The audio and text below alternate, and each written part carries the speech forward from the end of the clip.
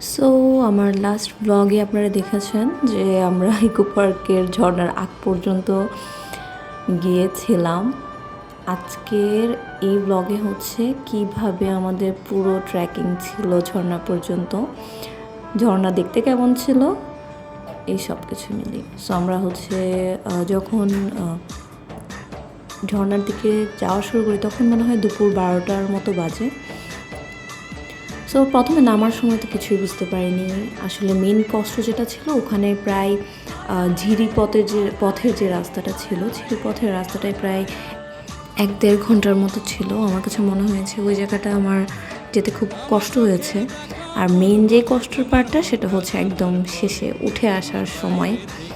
So এই যে এখান থেকেই শুরু হলো। আসলে এটার আগের যে রাস্তাটা ওটা অনেক পিচ্ছিল ছিল, যেহেতু বৃষ্টি হয়েছে মাটিগুলো একদম থাকে না, স্লিপারি হয়েছিল।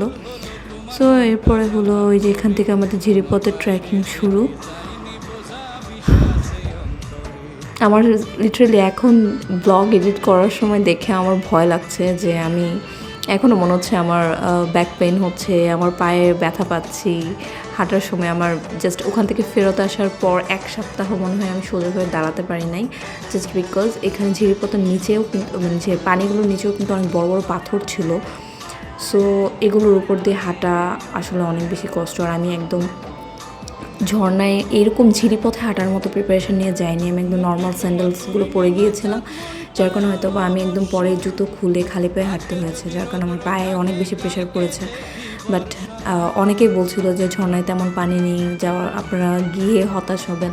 বাট আমাদের কথা হচ্ছে এতটুকু যেহেতু আসছি, এখন সামনে যাব না পেছনে যাব, ওই জায়গাতে কনফিউশন নিয়েই আমরা এগিয়ে গেলাম।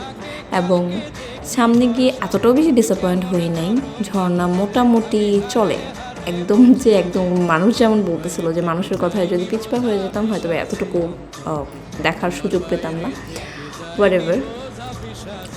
সো ওই দিনও ওখানে জাস্ট আমি গিয়ে অবাক হলাম যে ছোট বাচ্চা থেকে শুরু করে মানে কিছু মানুষ তো শাড়ি বলতে কি কাতান শাড়ি, আমার এরপর একটা হচ্ছে ক্লিপ আছে, ওখানে দেখবেন আমি বসে আছি, আমার পাশে একজন মহিলা দাঁড়ায় আছে যে কিনা লিটারেলি কাতান শাড়ি পরে ওখানে ঝর্ণায় ভিজতে গিয়েছে।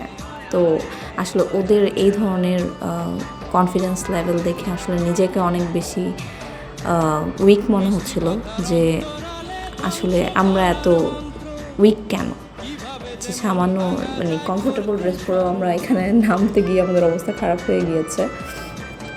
সো আমি আর ঐশী হচ্ছে এত মানুষ দেখে পরে আর এত বেশি মানে পিচ্ছিল ছিল পাথরগুলো, ভয়েও আমরা আর পানির কাছে যাইনি।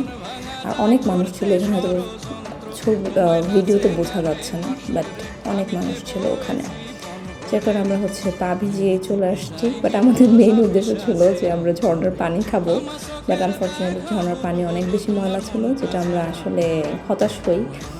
অ্যান্ড আমরা যাওয়ার সময় যে পানিটা আমাদের সাথে ছিল সেটাও শেষ হয়ে গিয়েছিল। আসার সময় জাস্ট নাই বা বলি। এই যে আমার এখানে পাশে দেখেন রেড কালার যে মেয়েটা দাঁড়ানো, সে কাতান শাড়ি পরা ছিল। অবশেষে 1 কাপ চা গিফটের সাথে আমাদের ঝর্ণা বিলাস শেষ হলো। যারা এখন নামতেছে তাদেরকে বলতে মন চাইছে নাইবেন না।